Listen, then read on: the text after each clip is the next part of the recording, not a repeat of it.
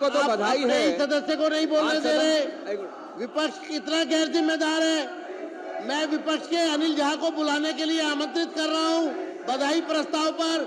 आप उसको ही नहीं बोलने दे रहे। आप अपने ही सदस्य को नहीं बोलने दे रहे।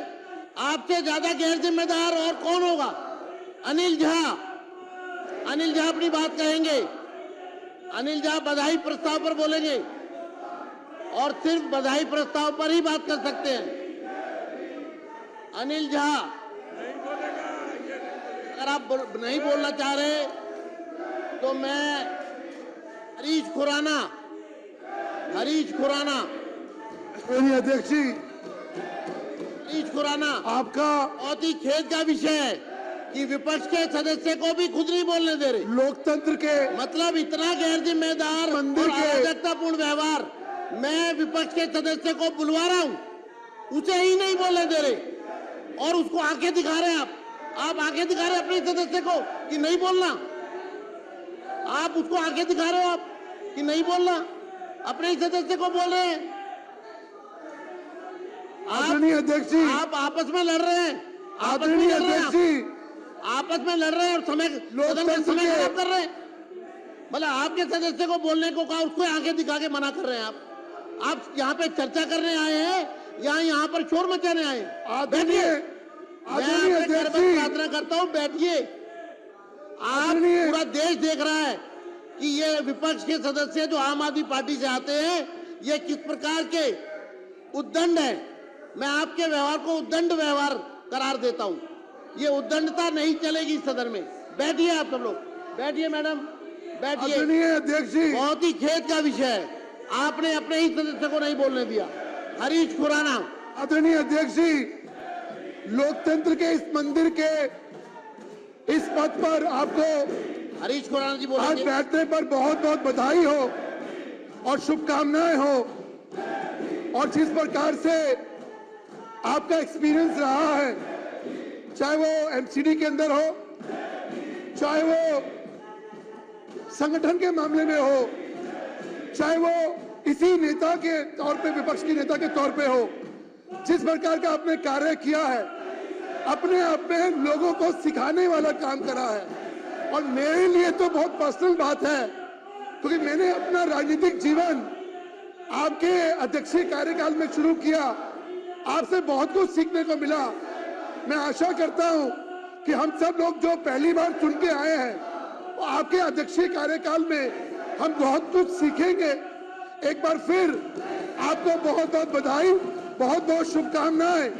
लेकिन विपक्ष के इस व्यवहार को हम कड़े शब्दों में निंदा करते हैं, क्योंकि आज सिर्फ मामला था आपका धन्यवाद करने का, आपको बधाई देने का। आज उनको याद आ रही भीम की, उस वक्त याद नहीं आई जब ये लोग आपको और विपक्ष को बाहर करते थे। तब अम्बेडकर याद नहीं आए थे, तब अम्बेडकर याद नहीं आए थे, जब क्वेश्चन आवर नहीं होते थे, तब इनको याद नहीं आता था। इसलिए ये प्रस्ताव मैं पेश करता हूं कि इन लोगों की घोर शब्दों में निंदा की जाए, जितनी निंदा की जाए। धन्यवाद हरीश जी, धन्यवाद। आप सभी सदस्यों का मैं आभार प्रकट करता हूं। माननीय सदस्यगण, मैं इस महान सदन के सभी माननीय सदस्यों का हार्दिक आभार व्यक्त करता हूं कि उन्होंने आज मुझे इस पद पर आसीन किया है तथा इस सदन को संचालित करने का गंभीर उत्तरदायित्व सौंपा है। यह सदन ऐतिहासिक है तथा यह पद लोकतांत्रिक मूल्यों और संसदीय परंपराओं का प्रतीक है। भारत के संसदीय इतिहास के पहले निर्वाचित अध्यक्ष श्री विट्ठल भाई पटेल ने ठीक 100 वर्ष पहले, यानी आज से 100 वर्ष पहले 1925 में इस आसन को सुशोभित किया था। मैं उनको श्रद्धापूर्वक सादर नमन करता हूँ।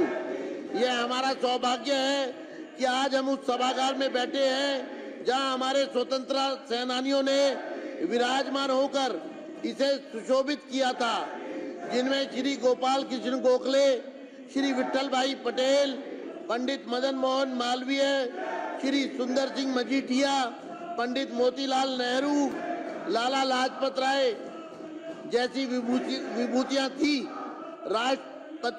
राष्ट्रपिता महात्मा गांधी भी यहाँ 2 बार आए थे। जब यह सभागार दिल्ली के निर्वाचित प्रतिनिधियों का सदन बना तो यहाँ पर सरदार गुरमुख सिंह निहाल सिंह, श्री जगप्रवेश चंद्र, श्री लाल कृष्ण आडवाणी, श्री मीर मुश्ताक अहमद, श्री पुरुषोत्तम गोयल, श्री चरतीलाल गोयल, श्री सुभाष चोपड़ा, श्री अजय माकन, चौधरी प्रेम सिंह, डॉक्टर योगानंद शास्त्री, श्री MS धीर, श्री रामनिवास गोयल जैसे वरिष्ठ और अनुभवी नेताओं ने इस आसन की शोभा बढ़ाई। मुझे विपक्ष की इस भूमिका पर खेद है, इसलिए मैं अपना बाकी का वक्तव्य खड़े होकर पढ़ रहा हूँ। जैसे कि मैं सो रहा हूँ तो पिताजी को जगाना है मुझे, तो वो डायरेक्ट उठाने के बजाय, और हिंसा की परंपरा मेरे यहाँ नहीं थी सौभाग्य से, तो वो क्या करते थे कि उस कमरे में आ जाएंगे या बाहर से गुजरेंगे और चौपाई बोलेंगे, प्रात काल उठ के रघुनाथा मात पिता गुरु नावई माता। कभी कभी मैं गुस्से में उठ करके अरे पापा चरण स्पर्श किया और सो गया, मैंने कहा अब मत उठाना।